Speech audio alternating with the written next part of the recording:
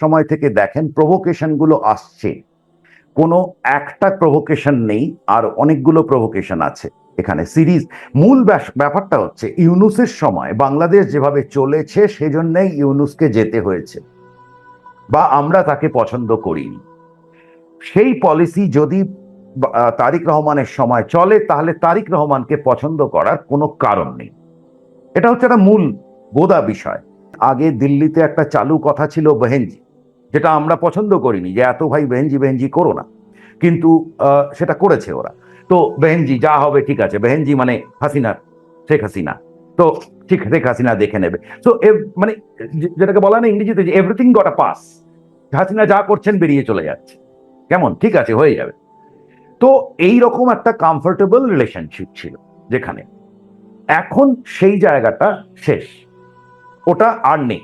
কারণ আপনি জানেন যে বাংলাদেশ এক্সটার্নাল অ্যাফেয়ার্স এর হাতে ছিল, এক্সটার্নাল অ্যাফেয়ার্স থেকে সরে এসে বাংলাদেশ এখন কিন্তু প্রধানমন্ত্রীর দপ্তরটাকে দেখে, যার মধ্যে আপনি অবশ্যই জানবেন যে সিকিউরিটি একটা এলিমেন্ট নেয়, সুতরাং তারা একটা বড় রোল নেয়।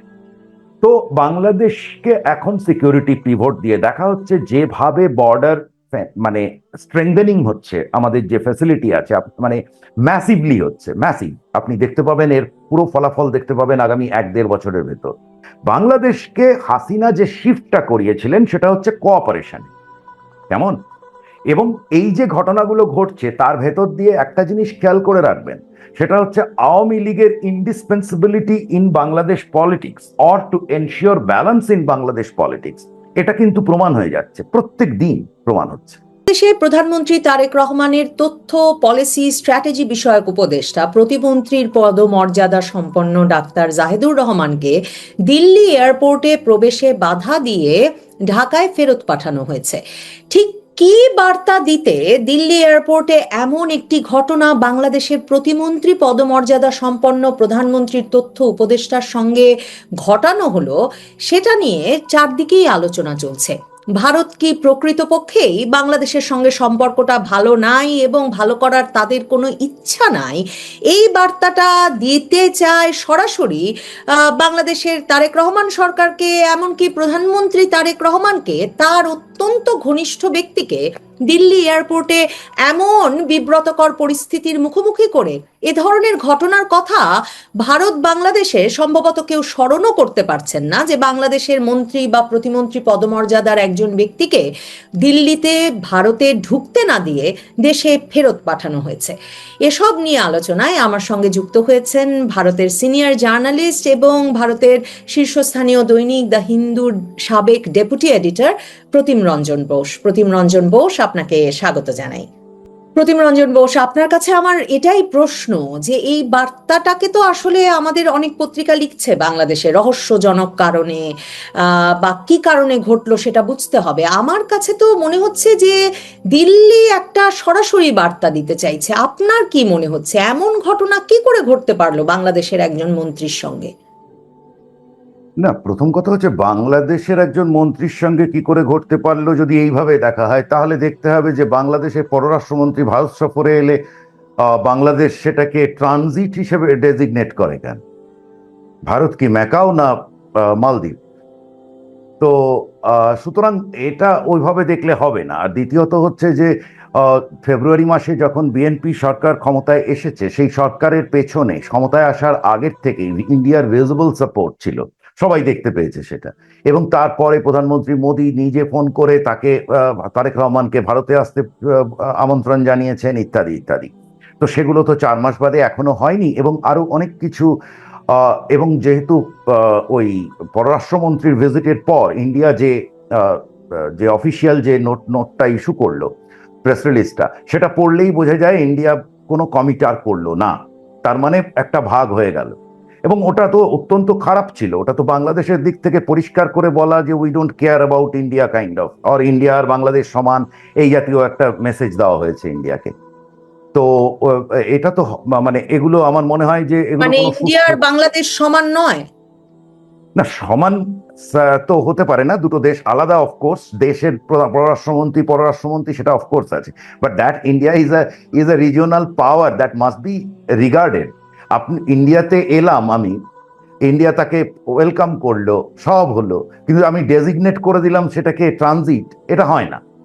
কিছু তো ইগোও থাকে একটা বড় দেশে। তো সুতরাং মানে আমি যদি এখন আমাদের দেশের পররাষ্ট্রমন্ত্রী আমেরিকায় গিয়ে ট্রানজিট দেখানো হয়, ফলটা কি ভালো হবে? হবে না নিশ্চয়ই। তো সুতরাং যাই হোক, আমি বলতে গেছি, সুতরাং ওই পার্সপেক্টিভে দেখা উচিত নয়। দ্বিতীয়ত হচ্ছে যে যদি, কারণ যদি কোনো পার্সপেক্টিভ থাকে সেটা ইন্ডিয়া সেট করেনি, বরং বাংলাদেশ সেট করেছে।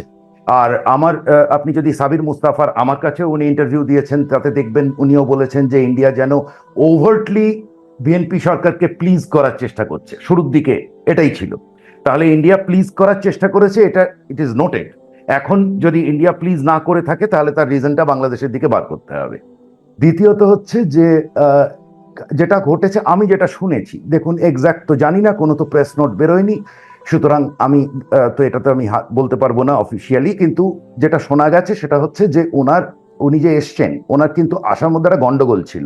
মানে উনি যেটা ভিসা, গভর্নমেন্টের যে ডিপ্লোম্যাটিক যে পাসপোর্ট বা ভিসা, সেটা ব্যবহার করেননি। ফলত উনি এখানে এটা নিয়ে একটা গোলযোগ ছিল, এবং কালকে রাত্রে জুলকারনাইন সায়েরের অন্তত আমি একটা ফেসবুক পোস্ট দেখেছিলাম যেখানে সায়ের কিন্তু demanded explanation from Bangladesh high commissioner in India. তো সুতরাং প্রাথমিকভাবে নয়। হ্যাঁ, আপনি যেটা বলতে পারেন সেটা হচ্ছে যে অবশ্যই এটা যদি হাসিনা সরকারের সময় হতো, সেই সময়কার যে সম্পর্ক ছিল তাতে অবশ্যই এরকম কিছু ঘটতো না, ইন্ডিয়া কিছু না কিছু ভাবে মানে এক্সটেন্ড করে দিত ওটাকে, এগুলো সামনে আসতো না, আর আমরা জানতেও পারতাম না। কিন্তু এখন সম্পর্ক অবশ্যই সেখানে নেই, এবং আমার মনে হয় না সম্পর্কটা সেখানে আর ফিরবেও অদূর ভবিষ্যতে কখনো। কারণ যে যে ভার্টিক্যালের ওপর সম্পর্ক দাঁড়িয়েছিল, তখন ডিপ্লোম্যাটিক্যালি পলিটিক্যালি দেখা হতো বাংলাদেশকে, ইকোনমিক ডিপ্লোম্যাসি দিয়ে আমরা একটা সাস্টেনেবল ব্রিজ তৈরি করতে যাচ্ছিলাম। এই জিনিসগুলো সমস্ত ভুল প্রমাণিত হয়ে গেছে। এখন বাংলাদেশকে দেখা হয় সিকিউরিটি পিভট দিয়ে, ফলে আগের পার্সপেক্টিভে আর আসবে না। এবং বাংলাদেশ, আমি একটা ছোট্ট উদাহরণ দিয়ে আমি এই বক্তব্যটা শেষ করছি, সেটা হচ্ছে যে আমাদের হাই কমিশনার বাংলাদেশে গেছেন, হাই কমিশনের যাওয়া ঘিরে কিছু বিতর্ক আছে, সেটা আমি জানি, আরেক জায়গায় আমি বলেওছি।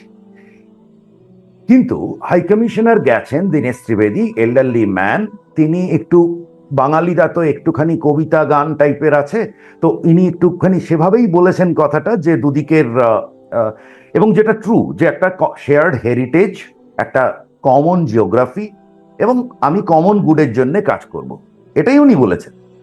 সেটাকে নিয়ে বাংলাদেশ অফিসিয়ালি ঘোট পাকিয়েছে।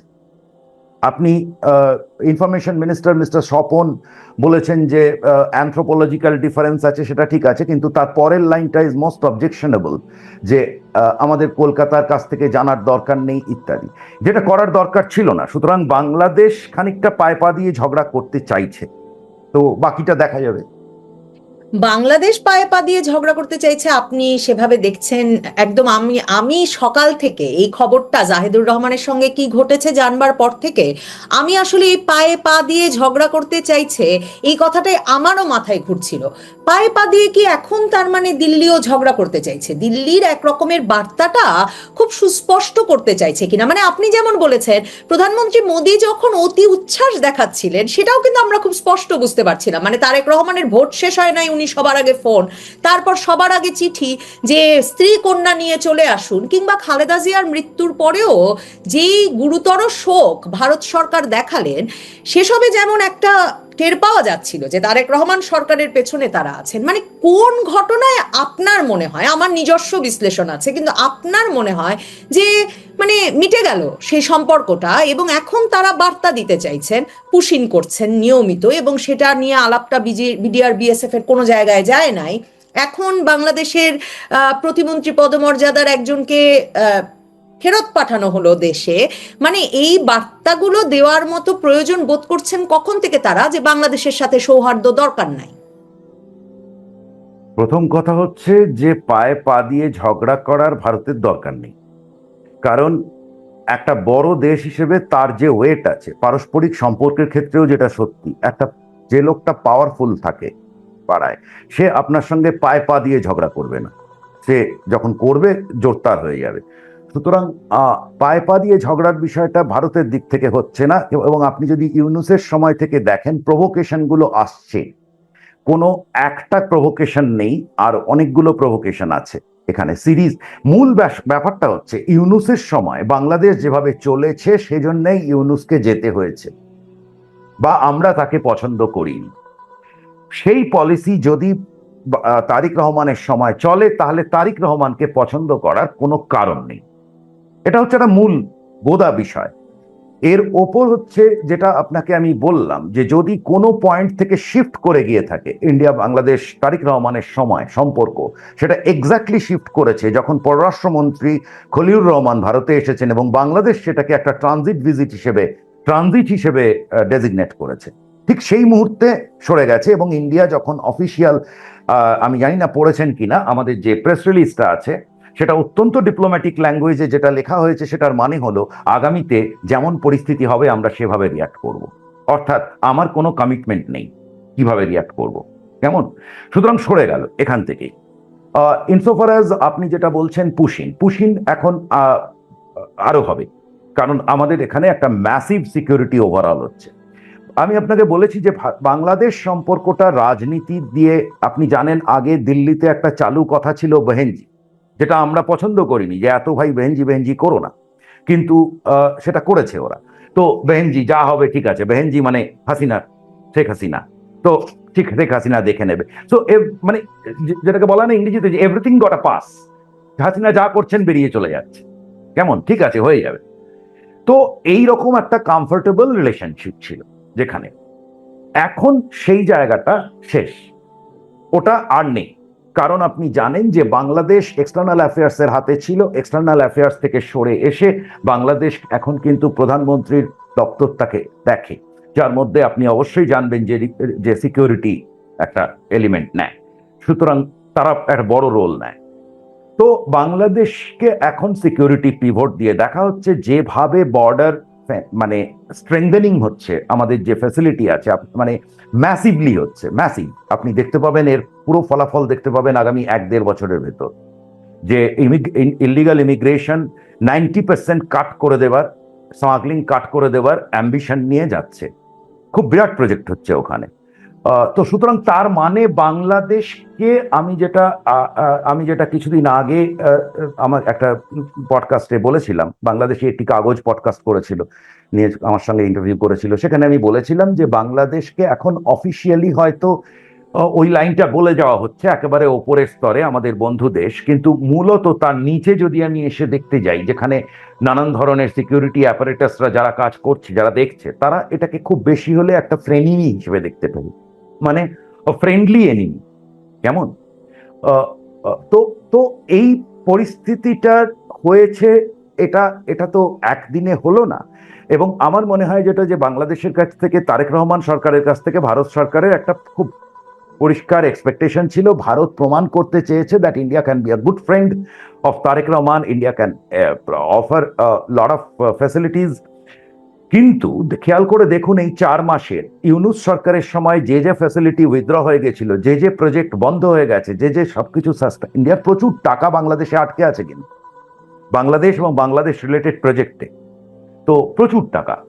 তো সুতরাং দেখুন, একটাও রিজিউম করেনি ইন্ডিয়া। যেটা খালি করে গেছে সেটা হচ্ছে শত প্রভোকেশনের ভেতরও সে কিন্তু এসেনশিয়াল সার্ভিস কোনোটা, মানে সাপ্লাই কিছু আটকায়নি সে।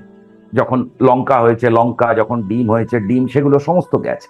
তো এই হচ্ছে ইন্ডিয়ান স্ট্যান্ড। সে ট্রেডকে কিচ্ছু ক্ষতি করছে না, সে রেখে দিয়েছে। কিন্তু যে ওয়ার্ম তো দূরের কথা, সম্পর্কটা, যে ট্রেডের ফ্যাসিলিটেশন, ইকোনমিক সম্পর্কগুলো যে জায়গাটায় ছিল 24শে জুলাইয়ের আগে, সে জায়গার কাছাকাছি জায়গাতেও এই মুহূর্তে নেই আর সম্পর্কগুলো। এই যে তো ভারতেরও সরাসরি লাভ আছে, কাজে এই বাণিজ্য কেন ভারত বন্ধ করবে, সেটা একটা প্রশ্ন। দ্বিতীয় কথা হচ্ছে, আপনার কথা থেকেই কতগুলো খুব ইন্টারেস্টিং পয়েন্ট বেরিয়ে এসেছে। আপনি পরিষ্কার বলেছেন ইউনুসের সঙ্গে সম্পর্ক ভালো হয়নি, ইউনুসকে আমরা পছন্দ করিনি, তাই যেতে হয়েছে। মানে আমরা বলতে আপনি ভারত বোঝাচ্ছেন। এখন আমি বলিনি ভারত তাকে সরিয়েছে, আমি বলেছি সে চলে যেতে বাধ্য, সে চলে গেছে, তার তো যাওয়ার ইচ্ছে ছিল না, তাকে নানান ইন্টারন্যাশনাল প্রেশার তার উপর পড়েছে, চারিদিকের প্রেশার তার উপর পড়েছে। এখন তো আমরাও এটা স্পষ্টতই বুঝতে পারি এবং নানা সূত্রে এ খবর খুবই স্পষ্ট ভাবেই এসেছে যে তারেক রহমানও নানা রকম প্রতিশ্রুতি দিয়ে এসেছিলেন। এখন মানে ভারতের আসলে অপশন কি থাকছে আর বাংলাদেশে, সেটা একটা প্রশ্ন।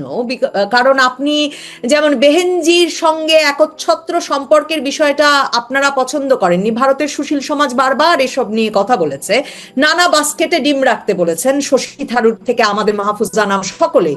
তো এখন তো দেখা যাচ্ছে ভারতের বাংলাদেশে কোনো বাস্কেট আর বাকি নাই। ভারত বড় ভাই বটে, আপনি বারবার বলছেন যে আমরা তো বড় দেশ বড় দেশ, কিন্তু বড় দেশের নিরাপদ থাকতে হলে, কিংবা শেখ হাসিনা যেটা বলতেন, শান্তিতে ঘুমাতে হলে তো নিরাপত্তা পরিস্থিতিটা সীমান্তে ভালো থাকতে হবে। তো আপনাদের তো কোনো ঝুড়িতে আর কোনো ডিম ভারতের জন্য বাকি রইল না। মানে বাংলাদেশে সম্পর্কটা আরো খারাপ করে বা এই বার্তা দিয়ে আসলে ভারত কোন দিকে এগোতে চাইছে, কি করবে? মানে যুদ্ধ প্রস্তুতি নিয়ে আসলে সমাধান হবে? না, আমার মনে হয় ভারত কোন দিকে এগোতে চাইছে দেখার থেকে বাংলাদেশ কোন দিকে এগোতে চাইছে এটা দেখা প্রথমে উচিত।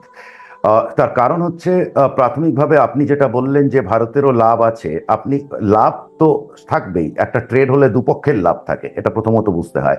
দ্বিতীয়ত হচ্ছে যে যদি সাপ্লাইয়ের নেচারগুলো দেখা যায়, তাহলে দেখতে হবে যে যে সেখানে কোনো রকম ডিসরাপ্ট করলে, এই মুহূর্তে অন্তত যা পরিস্থিতি আছে তা তো বটেই, তাহলে বাংলাদেশের কিন্তু প্রবলেম অন্য জায়গায় চলে যাবে। তার ইকোনমি পলিটিক্যাল, যে হাসিনার যে পলিটিক্যাল প্রবলেমটা হয়েছে সেটা এসছে ইকোনমিক প্রবলেম থেকে, ট্রিগার করেছে। তো সুতরাং এটা আমি বলতে চাইছি যে আমার বলার উদ্দেশ্যটা এটা ছিল যে বাংলাদেশে গত 2 বছর ধরে কোনো ট্রাবল ইরাপ্ট করানোর কোনো চেষ্টা ইন্ডিয়া করেনি, কারণ সে এসেনশিয়াল সাপ্লায়ার্স, এসেনশিয়ালের মধ্যে ইলেকট্রিসিটি থেকে তেল সব আছে, তো সব কিছু বা এগ্রি কমোডিটিস। তো সে কিন্তু কোথাও করেনি, বরং যখন যখন এমার্জেন্সি হয়েছে সে কিন্তু সঙ্গে সঙ্গে সেটাকে রেসপন্ড করেছে, পিরিয়ড। ইভেন তারেক রহমানের সময় আমরা তেলের ব্যাপারটা এনশিওর করেছি, ঠিক আছে?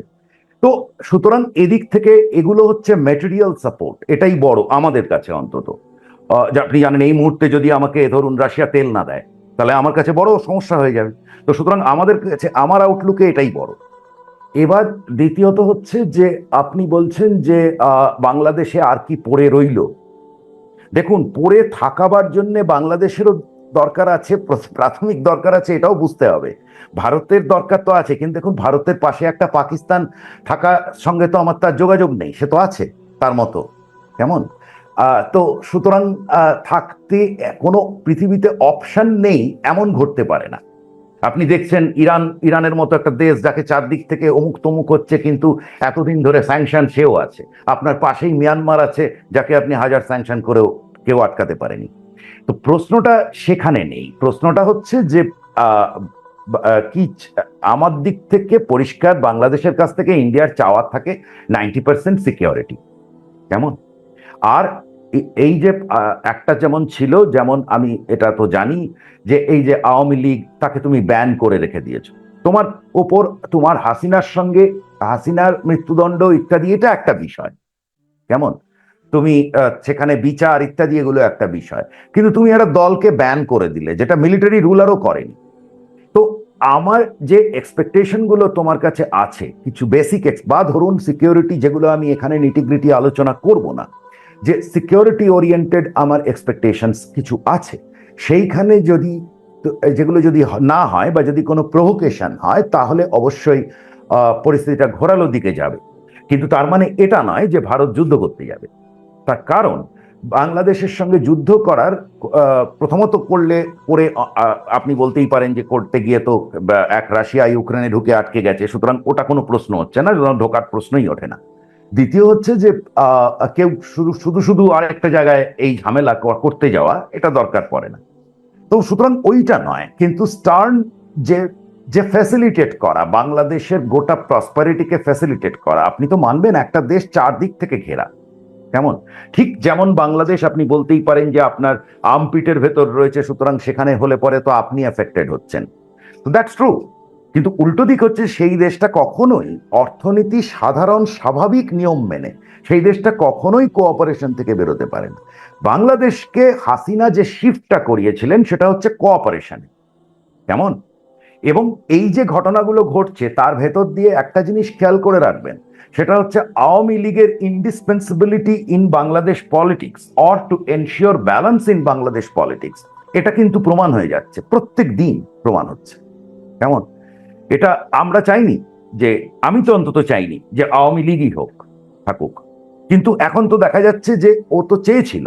আর বিএনপি যেটা করছে সেটা কিন্তু অতীতের যে তার পলিসি ছিল সেই পলিসির দিকেই সে গেছে আবার ফেরত। তো সেটা পেছনে কি কি কারণ আছে সেগুলো আছে, সেটা অন্য কোনো সময় সেসব নিয়ে আলোচনা হবে। তবে আপাতত এইটুকুই, এখানে এটাকে যুদ্ধ বিগ্রহে দেখার কোনো কারণ নেই, কিন্তু আজকে আমার মনে হয় না। আমি সংবাদ শিরোনামে দেখছিলাম, আপনিও নিশ্চয়ই লক্ষ্য করেছেন, যে নেপালের যে বাড়তি বিদ্যুৎ, নেপালে উৎপাদিত বাড়তি বিদ্যুৎ বাংলাদেশের যায়, ভারত সেটাও পাঠানোর ক্ষেত্রে একটা অস্বীকৃতি জানিয়েছে, বলেছে যে আবারও ত্রিপক্ষীয় একটা চুক্তি হতে হবে। মানে ভারতকে শুধু জাহেদুর রহমান না, মানে এখন কি একটা নানা রকম স্পষ্ট বার্তা দেওয়া শুরু করবে সেটার একটা প্রমাণ মিলছে। এবং আপনি এসেনশিয়ালের কথা বলছিলেন, বিদ্যুৎ তো খুব এসেনশিয়াল, মানে সেই এসেনশিয়াল কমোডিটিজের জায়গাতেও একটা কোনো সমস্যা তৈরি হতে যাচ্ছে কিনা? না, অনেক কিছু হবে। দেখুন, আমি আমি বাংলাদেশের পলিসি কিছু বুঝি না। কেমন? অবশ্যই হবে, আমার ওপর দিয়ে ইলেকট্রিসিটি নেপালের যাবে, সেটা তো ওই ওই যে এগ্রিমেন্টটা আপনি বলছেন সেটা আমরা ইভেন হাসিনার সময় এই এই ইয়েটা হয়েছিল, আমরা ফ্যাসিলিটেট করছিলাম।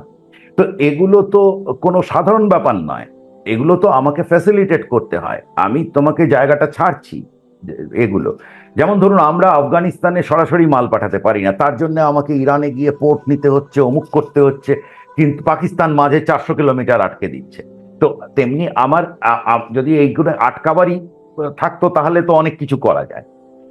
প্রশ্ন হচ্ছে এগুলো ছোট ছোট, এগুলো হয়তো খুব বেশি হলে এভাবে দেখা যেতে পারে যে এগুলো হচ্ছে ছোট ছোট একটু দিয়ে দেওয়া হচ্ছে, যে প্লিজ লিসেন, তা না হলে এটা বড় হতে পারে। তো আপনি দেখেছেন ইউনুসের সময় যে ট্রান্সশিপমেন্ট ফ্যাসিলিটিটা, ইনফ্যাক্ট আমি যে এত অর্থনীতি নিয়ে, বাংলাদেশ ভারত অর্থনীতি নিয়ে এত খোঁজ রাখি, ওই ট্রান্সশিপমেন্টটা যে দিল্লি এয়ারপোর্ট দিয়ে হতো এবং তা দিয়ে যে অতটা এক্সপোর্ট হতো সেটা কিন্তু আমিও জানতাম না, কারণ ওটা কোভিডের সময় শুরু হয়েছিল আমি জানি, তারপরে দিল্লি এক্সটেন্ড করেছিল আমি জানি, কিন্তু আর আমরা খোঁজ রাখিনি যে অতগুলো টাকা এবং অত দ্রুত বাড়ছিল। এবং এখন যখন পদ্মা ব্রিজ দিয়ে রেল হয়ে গেছে, রেলে করে মালটা কিন্তু পৌঁছে যেতে পারে খুব তাড়াতাড়ি, খুব কম খরচে দিল্লি পৌঁছে যেতে পারে ইত্যাদি। কিন্তু যদি আপনি বাংলাদেশের রাজনীতিটা দেখেন, যে রাজনীতিটা রুলিং পার্টি প্রমোট করে বা ইনডাইরেক্টলি বা ডাইরেক্টলি প্রমোট করে, তাহলে বারবার এইটা বলার চেষ্টা হচ্ছে যে আমাদের দরকার নেই, ভারত না হলে কিছু এসে যাবে না, আমরা আমাদের মতো করব। এখন এটা কোথাও একটা গিয়ে তো তার আপনি বলছেন কেন? এমনি তো বলছেন না, বলছেন কারণ এর পেছনে আরো কিছু পলিসি আপনি নিচ্ছেন, যে পলিসিগুলো আমার পছন্দ নয়। সুতরাং এবং এবং আমি যেখানে শেষ করতে চাই সেটা হচ্ছে যে বঙ্গোপসাগর অঞ্চলটা আগামী একটা যুদ্ধক্ষেত্র শব্দটা ব্যবহার না করলেও এই মুহূর্তে যে গোটা ফোকাস গুলো, যেটা মিড ইস্টের গালফ অফ ওমান ওই ইত্যাদি থেকে সরতে সরতে এসে, এবং আপনি জানেন South China Sea already disturbed, সেখানে ফিলিপিন্স আর চায়নার ঝামেলা চলে একটা, বে অফ বেঙ্গল পৃথিবীর সব থেকে মিলিটারাইজড জোন, এবং এখানে তিন দিকে, একদিকে চাইনিজ ইয়ে আছে, আমার সাগরের দুপাশে আমার বেস আছে এবং যেগুলোকে আমি আরো বাড়াচ্ছি।